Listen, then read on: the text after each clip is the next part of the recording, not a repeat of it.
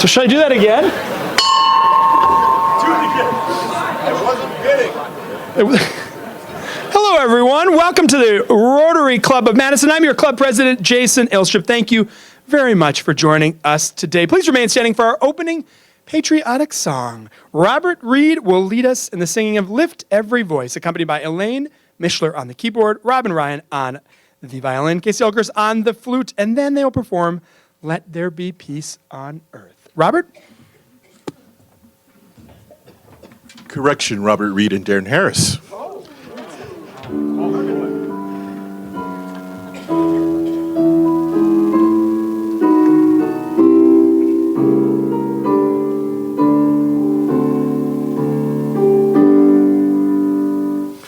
Lift every voice and sing, sing let heaven ring, ring with the harmonies of liberty.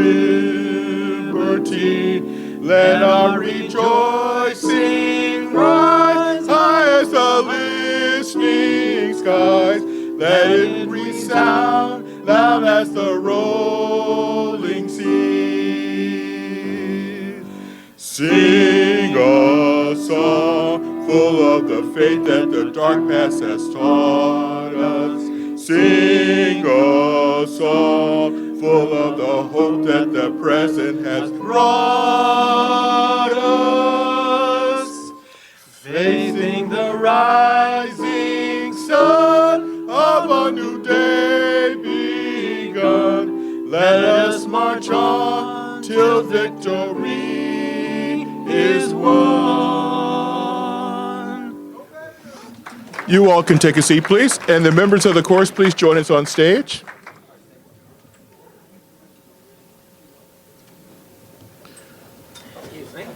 I've asked a few Rotarians to join us in singing Lift Every Voice and sing because, sorry, not Lift Every Voice, but Let There Be Peace on Earth, because in this day and time, I think that peace is a great thing for us all to have, not just here in Madison, but everywhere in this world. So we're going to sing Let There Be Peace on Earth. We're going to make room for the king. Yeah. How you doing? Hey, good to see you. Oh, yeah. Stand next to you, brother. Come on, let's do this. We'll do this. Yes. Let's turn the paper.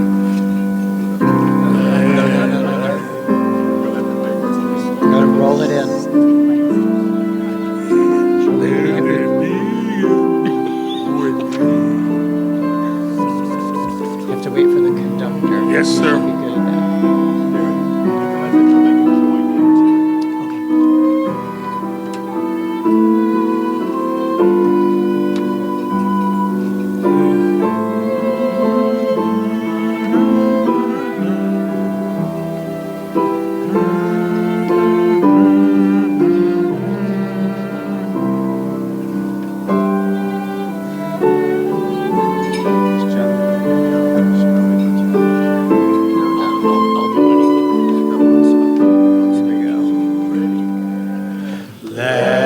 Join in. Every peace on earth, and let it begin with me.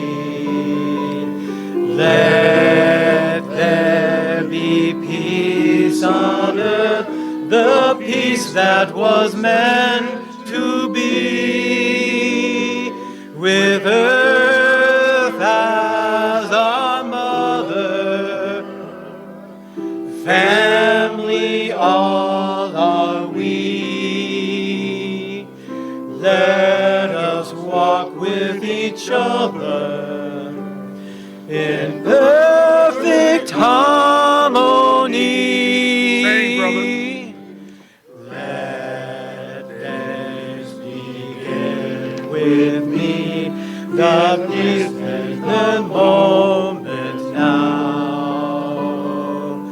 With every step I take, let this be my solemn vow, to take each moment and live each moment in peace eternally.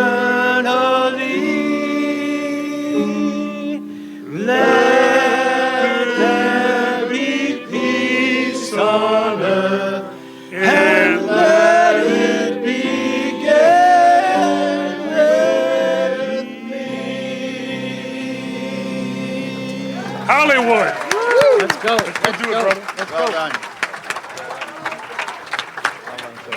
Good job.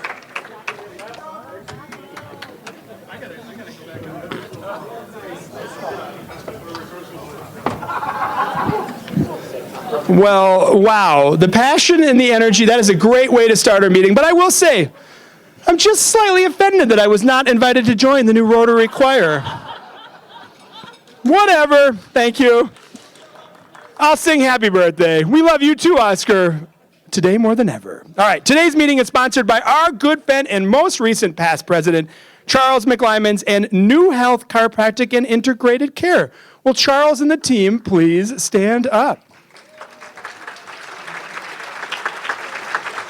Charles has been a member since our club since 2017, and he's our president last year. He's a co-owner and president of New Health Chiropractic and Integrated Healthcare, which provides a holistic approach to wellness. They offer natural and non-invasive alternatives to drugs and surgery, and their services include chiropractic care, MLS laser therapy, and massage therapy to alleviate pain, as well as regenerative medicine to enhance mobility and hormone replacement therapy to improve overall well-being.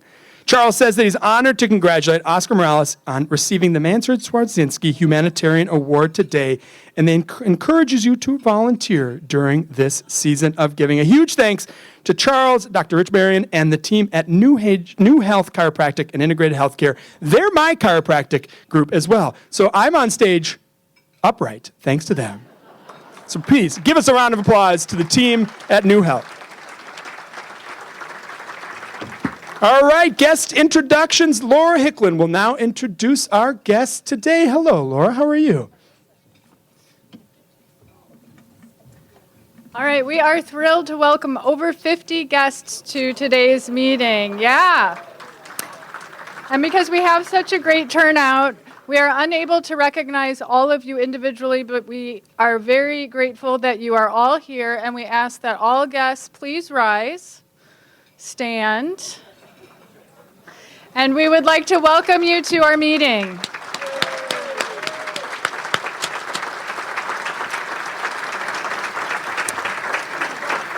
Thank you. Welcome all of our guests. Please come back as often as you want, and if you do, just become a member. All right. Big announcement today. We have new directors. Last week we held our annual director election. I'm happy to announce the names of 6 new directors who will join our board of directors starting on July 1 for a 2-year term. Please stand if you are here today. Joey Cardine, Ed Fuda, Mike Getzler, Janina O'Rourke, Angela Titus, and Charles Tubbs. Let's congratulate them all.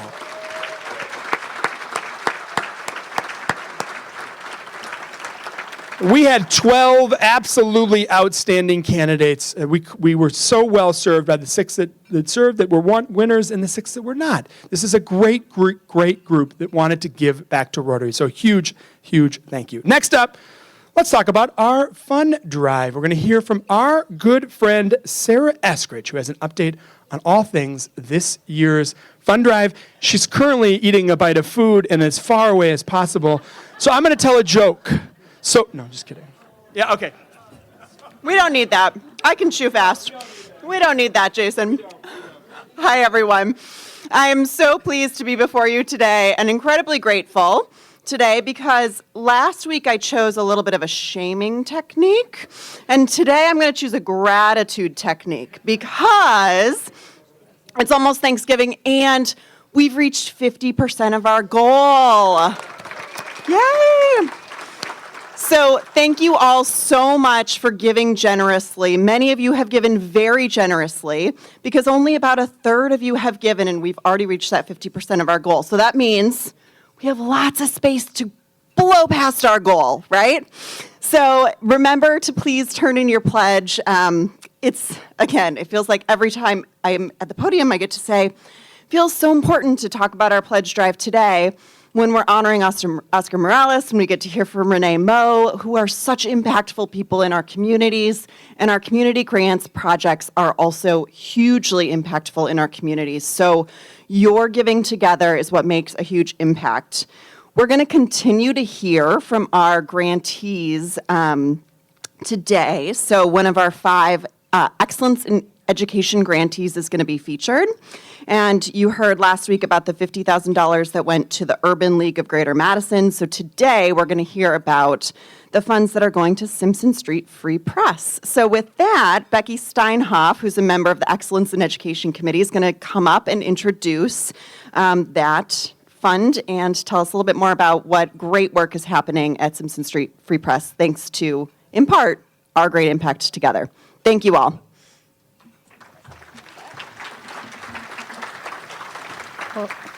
Hi, everyone.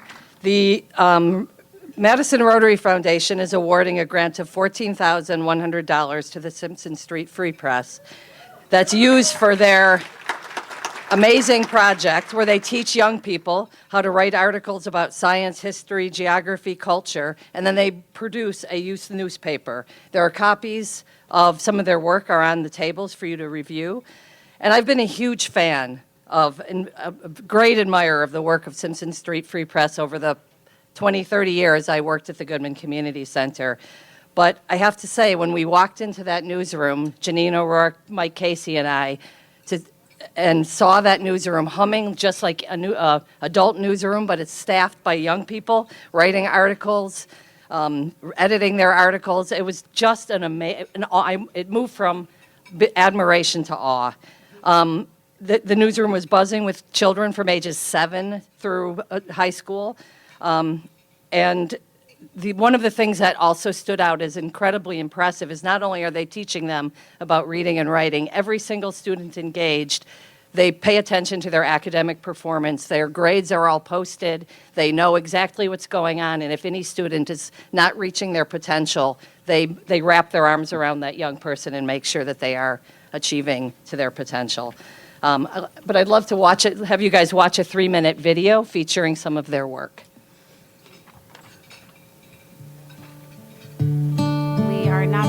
We are a nonprofit that allows young people to hone their reading and writing skills through a journalism program. So they actually write for Simpson Street Free Press and they produce their own newspaper. If you have not read some of their work, you would not know that they are kids. One of the problems that we have as a community is that we don't have enough structured programming for young people. And having organized, structured, and fun and engaging programming that's meaningful is critical to the success of young people long term. With an extended school day model, we're actually able to sit down with students and work on their writing for a while and see the progress that happens even with one article. We can work on that with them. My youngest son went there. He's 21 now. Thanks to Simpson Street Free Press. He's off into college now. And my grandkids are part of it still today. This program works. My daughter was the youngest, started when she was 9. Structure over there was very supportive of her as a learner. A lot of volunteers work here, people that are very educated. Everybody bring their own skills and pass to our kids, and that's great. It's critical for young people to be able to see themselves beyond their circumstance and their situation, and this program helps them with that opportunity. Those kids, I tell you, everything that Simpson Street Free Press has done for them, they are going to pay it forward. I think about them in the workforce someday. They really are our future leaders. They're not ashamed to ask for help. And the prize they receive when they open up one of these right here, and it says Simpson Street Free Press, and then they open up to a different page, and then they see the article that they wrote. That's joy. I love to see a smile on their face when they get their articles published and how happy and accomplished they feel. And that's really how I felt when I was a kid.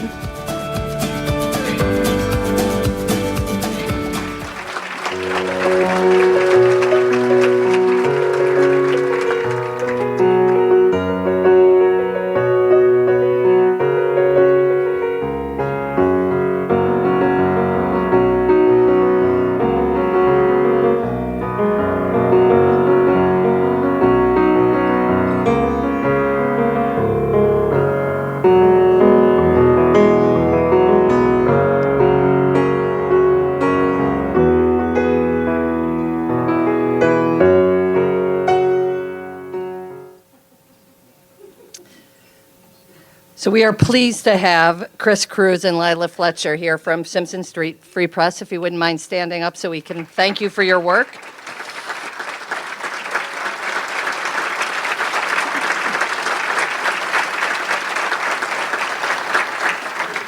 And they will be around after the meeting if you have questions and want to learn more about the work that the Free Press does. So thank you.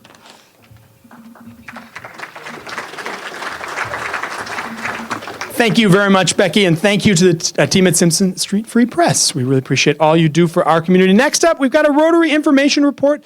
Susan Schmitz will be here to give us some history about Rotary. Hello, Susan. Hello, Jason. Hello, and hello, all my fellow Rotarians, and thank you. Oh, yeah, there you go. I should know better. I used to be on the, wait a minute, I was kicked off the microphone committee. Okay. Anyway, Becky, thank you. And Simpson Street, oh my God, you guys are amazing. I served on community grants for many years and always had thumbs up for all of you guys. You guys are amazing, so thank you. Recognition, very well deserved.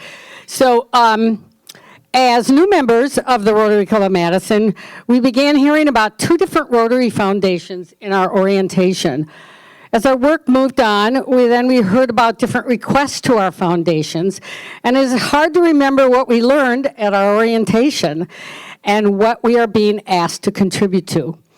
So, and lately, you are hearing from the podium that we are beginning our annual fundraising effort for our local foundation, and thank you for those to all of you who have contributed already. So I would like to share with all of you today the difference between the two. So the Madison Rotary Foundation is our local foundation. We hold a fund drive from November to January on an annual basis for our local foundation. The activities of the Madison Rotary Foundation are directed primarily to projects and programs within the Madison area. Annually, our foundation provides grants to a number of local organizations with a focus on youth and education. Perfect example. Okay. We just heard an update from Becky about our current fund drive and an example of an excellent local organization that we're supporting. Now, the other foundation you hear about is the Rotary International Foundation. Our club holds an annual fund drive for this international foundation each May to raise money for projects and programs around the world. Our club is eligible to receive matching funds from this foundation for some of our projects. The 2 foundations, the Madison Rotary Foundation and the Rotary International Foundation, are complementary, but with different areas of focus, and both are worthy of support by all of us Madison Rotarians. So if you would like more details about either of these foundations, please contact our amazing office. They always have the most updated information. Or you could even maybe check with the Simpson Free Press. They might even write about this. Okay, thank you very much, everybody. Susan, thank you. Still trying to get all things downtown in the news, so I appreciate that. Well done. All right, gift tags. We have gift tags over at the table by Jim, Ted over there. There's several more. Go find a gift tag on the way out. President Spotlight today. It's a big anniversary. On November 19th, 1958, Joe Silverberg joined our Rotary Club.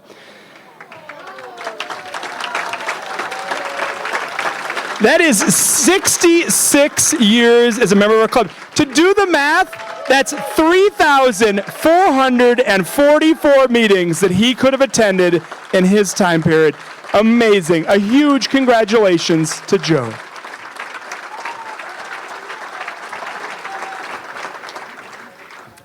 Wow, that's amazing. Congratulations, Joe. I'd also like to give a shout out to Bing Rickers, who received the Distinguished Service Award last month from the American College of Surgeons. This is an organization's highest honor and recognizes the exceptional and continuous service as well as the career with outstanding emphasis on patient care and commitment to ideals of surgical practice. A huge congratulations to Bing on this award as well. All right, we've got an overabundance of November birthdays. November 17th, Paul Rolla. November 19th, Dave Johnson. November 20th, Michael Schumann. November 21st, Jeannie Cullen Schultz. November 21st, Claire Canapel. November 22nd, Mary Thompson. November 23rd, right in front of me, Mark Clear. November 23rd, Doug Heating. November 23rd, wow, that's a lot of November 20th, Dory Hosick. November 23rd, Jeff Tays, who shares a quote from Winston Churchill. The best argument against democracy is a 5-minute conversation with an average voter. Oh, okay. Just that, okay, I don't, yeah. Next week, we got 2 weeks here. This guy's birthday, November 25th.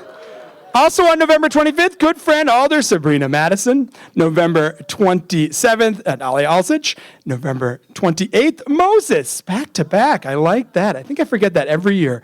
November 28th, Ann Lindsay. November 29th, Stu Levitan, who shares words from Robert Hunter with the Grateful Dead, of course.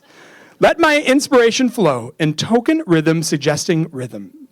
That will not forsake me till my tale is told and done. Light the song with sense and color, hold away despair. Faced with the mysteries of dark and vast, more than this I will not ask. All right. Translation to follow. I don't, yes. I'll ask him when he's walking around my neighborhood. Watch out for the coyotes in Nakoma. They are everywhere. All right, last up, my good friend and the person that hired me, Stacy Nemeth. All right. Congratulations to all of you making your contributions. A huge thank you to the Madison Rotary Foundation Community Grants Endowment Fund. Let's sing Happy Birthday. Happy birthday to you. Happy birthday to you. Happy birthday, dear Rotarians. Happy birthday to you. Oh. Little extra sauce from Elaine Mishler. This is a big meeting today. We'll now move to a very special presentation as we honor this year's recipient of the Mansard Swarsensky Humanitarian Service Award.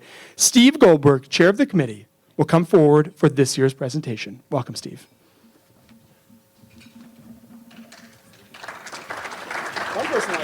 Yeah.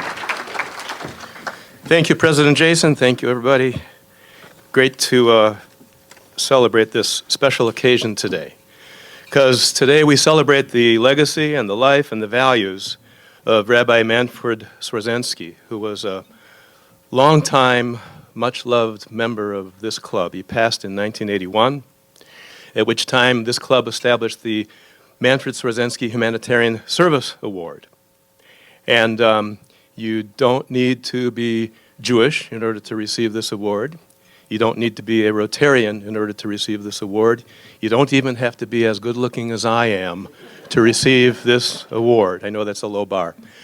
But you do need to be a model of humanitarian service in our community, as Rabbi Swarsensky was. He was my rabbi, and before he became my rabbi, he was rabbi of one of the largest synagogues in Germany, where his sermons were so famous throughout the entire country that people traveled from all over Germany just to hear this young rabbi speak. Such was the power of his oratory. And his synagogue, however, and unfortunately, was burnt to the ground by the Nazis at the beginning of the Holocaust. And the rabbi was sent to a concentration camp from which he was released a couple years later, and he came to Madison, Wisconsin, and became the founding rabbi of Temple Beth El. And by the way, the current rabbi of Temple Beth El is with us today, Rabbi John Prosnit, over here. Thank you, Rabbi.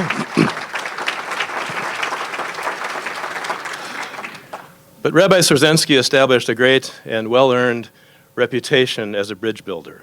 He built bridges between the different faith communities. He built bridges between different ages and different races. He was a calming influence during community challenges and disruption, talking about the 1960s. And he was so admired by his fellow clergy that they called him Madison's finest Christian. And Edgewood College established a chair of religious studies in the rabbi's name. However, the rabbi was very short. He was barely 5 feet tall, but he had a booming, thunderous voice, a commanding presence, But he was quite short, and in the words of that wise Jewish philosopher Mel Brooks, Rabbi Swarsensky was so short, he could walk under a coffee table wearing a high hat. Yeah, so if you'd like to learn more about the rabbi, I suggest you go to the club's website and look up the award-winning documentary that fellow Rotarian Dick Goldberg produced in the year 2000 to learn more about Rabbi Swarsensky. The award that we're about to give is very special. So are the people in the room who are past recipients of this award. And I'll ask them to stand in rapid succession as I read their names. First of all, I have to get my optometric aids here, because this is small type. So please stand if your name is Bob Lang, Nancy Abraham, Melanie Ramey, Jonathan Grambling, Christine Hodge, Floyd Rose, Charles Tubbs, and last year's recipient, Roberta Gassman. Congratulations to all of you, and thanks for coming today.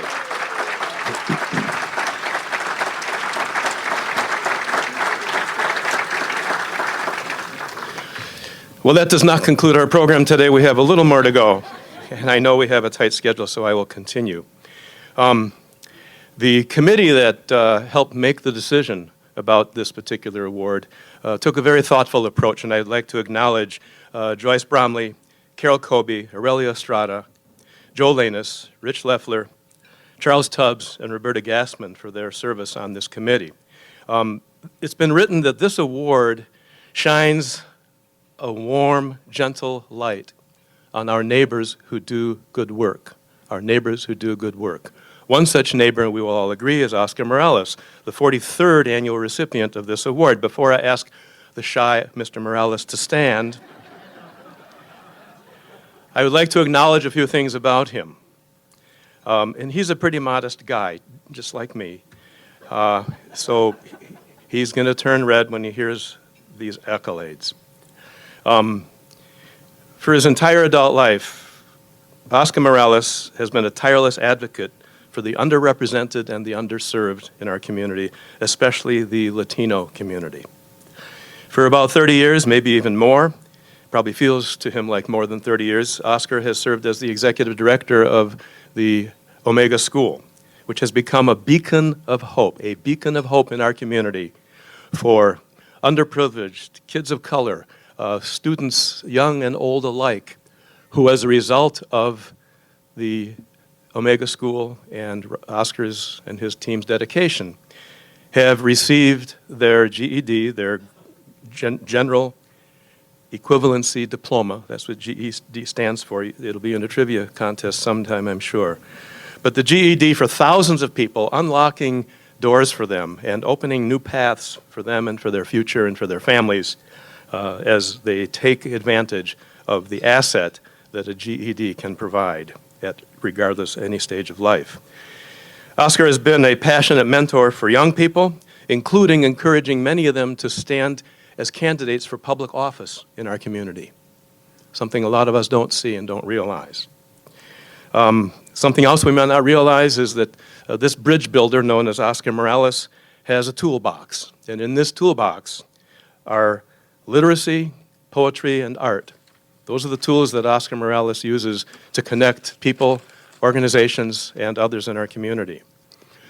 One person called Oscar Morales the fire in the oven. The fire in the oven. He's the one who is powering and energizing a lot of the interaction and collaboration and bridge building in our community. At one point, about 5 years ago, Oscar felt that the Latino community wasn't using a loud enough voice. It wasn't being heard effectively through the community. So he founded an organization called LOUD. And LOUD stands for Latinos Organizing for Understanding and Development, LOUD. And Oscar Morales certainly has amplified the voice of the Latino community in Madison, Wisconsin. And speaking of bridge building, the latest bridge that Oscar has helped build is a merger between Omega School and the Literacy Network with help from and partnership with fellow Rotarian Robin Ryan. That is going to be one of the greatest components of Oscar Morales' legacy in this town. Lastly, Oscar has masterfully blended the social service world with the education world, with the art world, all in the purpose of helping individuals, organizations, and our general community thrive and rise. He's done a good job of that. You might say in a different context, Oscar is receiving his Oscar today. And I would now like to ask the 43rd recipient of the Manfred Swarsensky Humanitarian Service Award to rise and be recognized.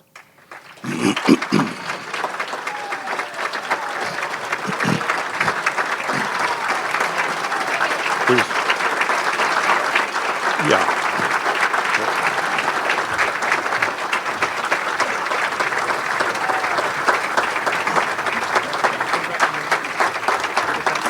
Oh, nice hug.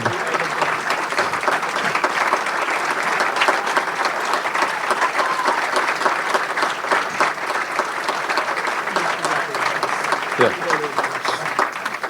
Stay here a minute, Oscar. We still have 60 seconds.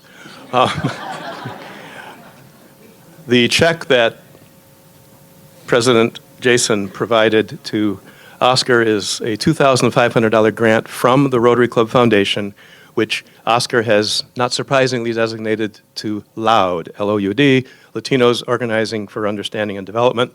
And speaking of understanding things, Oscar, we would like to understand in the next 60 seconds what this award means to you, our club's poet laureate. So the expectations are pretty high, my friend. Well, thanks a lot, Steve and the club. I want to thank the committee for this selection. I want to thank members of my family and my Capital City Hughes ownership team, my good friend Jonathan Overby, the woman that hired me, Mari McCarty. You know, there's a lot of people that have made a big difference in my life. My older brother Carlos is here, and Bill Thielman, who's guided me through all my challenges at Omega. And Jan, I want to thank you for the nomination, and Gwen and Sally for helping us buy our first building, and Eric and Francis Huntley Cooper for showing what leadership's all about. I do also, in the honor of Manfred Swarsensky, really want to give a big shout out to Pat Jenkins. I know we always haven't agreed, but she has been a pillar in our community. She has professionalism, vision, and she works so hard. So I want to give a big round of applause to Pat Jenkins. Can we all stand up for Pat? Thank you, Pat.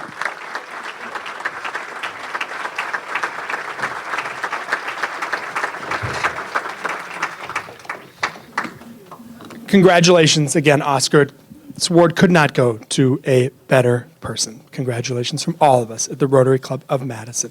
Today we have a special presentation. Our own Renee Moe is going to talk about the importance of volunteering. What a perfect subject for today. Renee is the president and CEO of the United Way of Dane County, a position she rose to in 2016 after her start with the organization as an intern while at UW-Madison. She's been a member of our club since 2005 and is a past president. Renee is going to talk about volunteering. She'll provide guidance for us to find volunteer opportunities that align with our own values and time and help us ensure that we can help others step up as well. We look forward to the presentation, Renee. We made a donation to the Rotary International Polio Plus Fund as a way to say thank you today. If we have time, we'll have Q&A at the end as well. Let's welcome up our own past president, Renee Moe.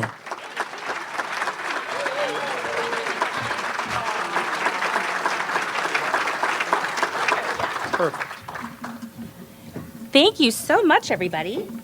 It is great to see you, and on this amazing day where, Oscar, we get to recognize you on the Manfred Swarsensky Award. Rabbi Swarsensky was, thanks. Rabbi Swarsensky was actually a United Way board member. And Oscar, of course, has been a longtime partner, so this is really a fabulous moment to be able to be here with you. So congratulations. And I thought what a nice way to start by talking about there are volunteering opportunities at Omega and the Literacy Network. So Robin Ryan, I did not know you played the violin. Music committee, that was beautiful this morning. Leo, give it up for music. That was wonderful. And letting there be peace on earth actually brought a tear to my eye. So I love how all of this gets knit together today. So just because we want to honor all your great work, Oscar, so Omega School does use volunteers, and they are recruiting for spring semester tutoring. The deadline is December 1st. So 380 plus volunteers at Literacy Network annually. Amazing. So thanks so much.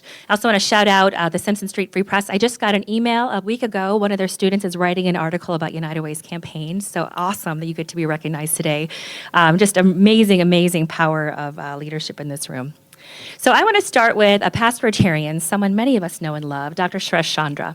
He is an ophthalmologist, now emeritus at UW, and he told me when I was a 28-year-old Rotarian at one of these tables, at one of these lunches, I was asking him how did he start Combat Blindness Foundation and how did he cure so many people's blindness? And he said, well, as a surgeon, I started out as one. And I could go to India and I could cure 10 people's blindness in a day.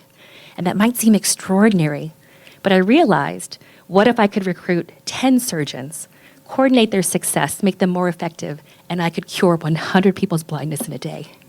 And that always stuck with me. And to me, that is the power of volunteerism, not only for the person whose blindness is cured, but for those doctors who are able to help, and for the individual who's able to create the circumstances by which we can create more together. That catalyzing leadership and multiplying effect is really what I want this conversation to be all about today, how we all mobilize our caring power to be able to help get more done. Now, when the program committee asked me to speak today on Swarsensky Day, I was like, you want me to talk about volunteering to a room of Rotarians? I think we get it. And I realized that is an opportunity for us to mobilize others. So that's really how I framed this up today. So in a room full of people who really get it, what does it mean to volunteer? Well, to freely offer to do something. Someone who freely offers to take part in an enterprise or undertake a task. So let's level set ourselves. There are many board members in this room. Congratulations to all the new board leaders of Rotary, past, present, and future board members of my organization and many, many others. People who say, yeah, I'm going to do something that I don't have to do, that's over and above what I want to do. Again, we all know that. And we probably have a good sense of the benefits of volunteering too. It helps us find purpose, we create community, we make new friends. When I was incoming president of Rotary, I got to talk to long-term Rotarians, new Rotarians, and brand new members, and everybody universally said, yes, I like the service, yes, I like learning, it's the best podium in town, not me, but everybody else, right, every day, program committee, good job to you. But from the perspective of I get to meet people I wouldn't otherwise get to meet. That's what people love about Rotary, and that's what people really get out of volunteering too. And it helps us get more close in our community because we get more proximity and a wider worldview. Improve social skills, self-esteem, valuable skills, networking, job prospects. It's fun. It increases happiness. There is science and data that now shows that volunteering increases happiness and many new experiences. So it's an integral part of community. And especially right now, when people are feeling very disconnected and not like they're belonging, volunteerism can really be a tool to help not only amplify nonprofit missions and help people build their skills in these ways, but also to get more done and help people feel even healthier. So these next two slides, you just have to look at the trend lines. They're about volunteering. So the slide on the left is about Wisconsin volunteering. So about 1 million residents in Wisconsin volunteer, and you can see the pandemic, right, that went down pretty significantly. Those volunteers contribute over 72.5 million hours of service. Imagine, isn't that amazing? And nonprofits aren't known to be resource rich. So those volunteers allow us to be even more efficient in our work too. That's about a $2 billion in economic value. And Wisconsin is 26th in the nation in formal volunteering, believe it or not. And so the flat on the right is around Dane County High School volunteers. This is newer data. This is just from the Dane County Youth Survey. You can see the high at about 82% of youth volunteering in Dane County, about 60% volunteer. So that's pretty significant. But there were there were decreases in formal volunteering, certainly over the course of the pandemic. So we're working to get those rates back up again. But check this out in terms of how people are feeling in our community. So on the left, this is the percent of adults who rarely or never get the social and emotional support they need by age group. On the left, 18 to 34. On the right, 75 plus. So the older we get, the more isolated we feel, the more disconnected we feel. I think this is one of the reasons we as Rotarians feel connected. We're happier because we get to come together in community. We get to serve our community. But in our community, there's a lot of opportunity to help other people feel more connected and happier too. And this data on the right side is anxiety and depression amongst Dane County high school students. So you can see a sharp increase over the course of the pandemic. That's come down a little bit now, thank goodness. But still 25% of our youth are reporting anxiety, 17% reporting depression, and 58% of high school youth said they're lonely sometime to always. Sometime to always, even inside the classrooms, inside the school buildings, inside our neighborhoods. That's pretty devastating when you think about the ability to flourish, that sense of opportunity and hope and how we thrive. Early this year, our U.S. Surgeon General said loneliness is like a hunger, a signal we're lacking something for survival. And really, it was shocking to me that a federal entity would name loneliness as a public health epidemic in the United States. We know that loneliness has a profound impact on mental health, as well as heart disease, stroke, and dementia. And we can track a decline in social connections, and it also tracks to billions of dollars in healthcare costs. Think about that. So an antidote may be volunteering, social connection, social good, how we come together to care more about one another, helping us be happier and healthier ourselves. So if you were thinking about volunteering, here are some ways to think about it. There are episodic volunteer opportunities. Maybe it's one time with a group or family. My family, we donate and we deliver Thanksgiving baskets. That's a fun thing to do to get kids involved. A lot of times there aren't a lot of projects for little kids. Working at a marathon, a gala, lake cleanup. I saw James Ty was here. Long term, if you want to be a tutor or a mentor, we know that showing up over time, building a relationship with a young person matters, but you have to keep showing up because when you don't, that's a big disconnection. So if you can show up episodically or long term, even better. We also know there are very skills-based volunteer opportunities. You could be on a board, on a committee, strategic, action-based. And some things to think about when you decide what to do and when you help others decide what they can do. What's your passion?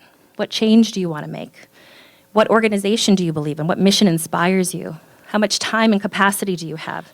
Are there age minimums? Sometimes you want to volunteer with your family. Some projects have age minimums, and most places around 14 or higher is where you can start getting kids more involved on a regular basis. But there are some things younger kids can do, drawing notes for home-delivered meals, for example, or tying blankets that go out to kids who maybe are in a homeless shelter. Training is required in some cases, maybe for mentoring if you're in a school. Background checks may be required, so it's good to take a look at what those considerations are. And you have to figure out, too, how interested are you in really defined volunteer projects or something that's a little bit more loose? Because organizations that have staffing capacity might have a job description for you and say, hey, here's the project for this volunteer role. Here's how many hours it's going to take. Here are the resources you have to help it. Some might just say, you know what? Come in and figure it out. We'd love to have a volunteer. We don't know what we want you to do, but we need some help. We're just not sure what it is yet. So you also want to understand your tolerance for how much clarity you need in your volunteer roles. At United Way, we really align things around the plan for community well-being. So this is a coordinated approach to help connect nonprofits with individuals in the community, donors, volunteers, and others who want to help. And we really anchor this around what are the greatest needs. What do agencies and families say they need? What are the volunteer opportunities that support that? What is the research and evidence body to frame issues, mobilize resources, including those volunteers, and to be accountable for measurable results? So there are 59,000 people in poverty in Dane County today. That's 11% of our population. 3/4 of Camp Randall could be filled with our neighbors in poverty. And that includes 2,600 children under 5. That's 9% of our kids. Think about, in the middle of Camp Randall, 872 little red wagons around that 50-yard line. 2 toddlers and an infant in the middle. Those are our local babies. Only 42.6% of our third graders are reading at grade level proficiency right now. We've had a big slide post-pandemic, so disconnection from school. Even little kids, some research is out now, because of masks, kids didn't get to see what do those sounds look like? How do I form speech? How do I have that serve and volley? And our 8th graders across the country are behind a full academic year in school. So there's a lot of opportunity for us to step in as community members to help reach into our kids and help build those skills, because we know that literacy education, that is a launch pad for the future. A lot of themes around literacy today. So we organize this work around youth opportunity, financial security, healthy community, community resilience, that 2-gen, 3-gen approach, parents, caregivers, and children, to be able to get whole families well. So there are a lot of opportunities inside each of these areas, as well as many, many others represented by great organizations in this room. So one way to connect into some opportunities is volunteeryourtime.org. So this is a website. Any 501c3 can register their volunteer projects on this website. This is a very Dane County-focused portal. It connects into the statewide database for volunteer resources. So most volunteer tech links have this as their backbone. So if you want to look in here, we help curate different volunteer projects for folks, so volunteertime.org. And you can see some examples up here of volunteer projects. I know that Mark Clear and Judy Davidoff is here. You guys just published the volunteer holiday guide. It's on the back table over there. Thank you very much. And I'll have a queue-up code in a minute. So look at the right-hand side. If you can see that, it's quite light. You can select a filter: age, nonprofit, available slots, which county, what date, what distance, is it family friendly, which initiative, what interest, is it outdoors, is it for a team like your faith community or a business community, is it virtual or in person, is it wheelchair accessible? So lots of opportunities to be able to find volunteer projects if you want to get more involved. And we have a number of ways too to connect into the community. So I've got some folks here in the back here, Karen Birch, Adrian Kramer, Lindsay Guerin, Maggie Porter-Kratz is a Rotarian. Wave, please. And then our volunteer chair, Christine Dunleavy of the Business Volunteer Network. She works at SSM. Wave, yay, thank you. So lots of folks who can help you get involved, but there is a group of, not Rotarians, Ready volunteers. These are retired employees, our dedicated individual, our retirees group that volunteers regularly. We curate volunteer projects for the group.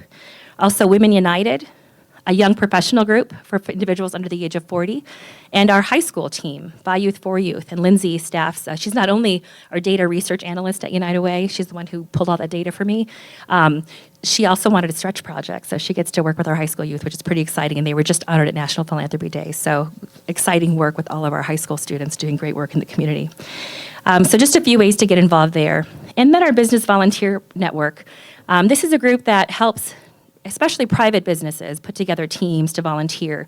Lisa Chambers is here from the Mortgage Center. She helps UW students volunteer. Madison College helps their students volunteer. RSVP for retired seniors to help across the community. So there are a lot of places where you can volunteer. And again, we want to make that more efficient. So the QR code is there. It's also in the Isthmus Guide if you want to pick it up back there. He sent me an email, so I told him I'd mention it. So I outed you, is that okay? Yeah. So, but many places, right? Your faith communities, your libraries, conservation and environmental organizations, arts organizations, youth organizations, and then again, of course, employers and other teams who want to get more involved. And the thing I'm hearing the most from CEOs right now is they're having a really hard time with multi-generational employees coming together, and they're having a difficulty building team and culture. And so one of the things we've been trying to do is actually go on site and bring volunteer projects into businesses so that they don't have to travel anywhere. And then we actually deliver those highest requested items by nonprofits to the nonprofit directly from the volunteer project at a company. So trying to be really innovative in those pieces too. So last but not least, here are ways to get involved. So we've got a River Food Pantry coming up for Rotary. Rhonda's here, I saw you. Goodman Thanksgiving Baskets, November 24th. And then our deadline for all those beautiful toys over there for those kids, who I mentioned earlier, bringing the holiday to a gift drive. So please get involved. And there are a lot of nonprofit partners in the room who all use volunteers. Wave your hands. I see you all. I love you all. So lots of resources to be able to help. And I'm going to speed through all my shout outs because we're getting close to the time here. So there's a lot that needs to be done in our community. We know that in our country, in our world, people are feeling disconnected. And we know that volunteering is something that we can all do. It's something that we can do over and above who we are to help connect, build bridges, help one another, help nonprofits build capacity, and help be a catalyst to help multiply impact for nonprofits as well as community efforts. So making sure that when you volunteer, that you're creating measurable results, real results, that show up not for the only organization, but the clients is really important. And when you do that, you want to make sure that not only are there measurable results, but people say, yes, my life is actually better. My life is better as a result of this. So I know that's something we all believe. So please take the information if there was anything new here today and help recruit others to volunteer. And we'd love to support that caring mobilization across our community. So with that, we should have a minute or two for questions.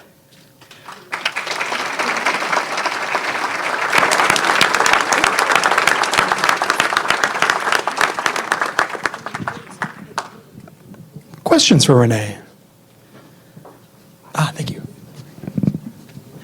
Thanks, Val. I was worried there were going to be no questions.